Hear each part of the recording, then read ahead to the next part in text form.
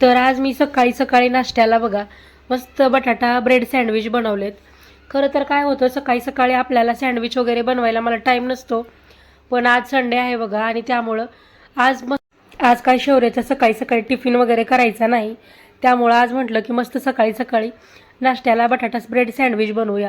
त्यासाठी बघा घरात ऑलरेडी ब्रेड होता. तर काय केलं मी, सँडविच बनवण्यासाठी आपण वडापावसाठीची जी बटाट्याची भाजी बनवतो सेम तीच बटाट्याची भाजी मी बनवून घेतली.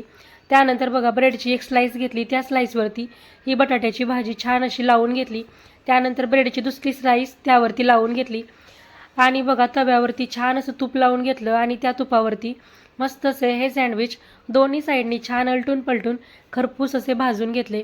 इथं मस्त असे आपले बटाटा ब्रेड सँडविच तयार आहेत.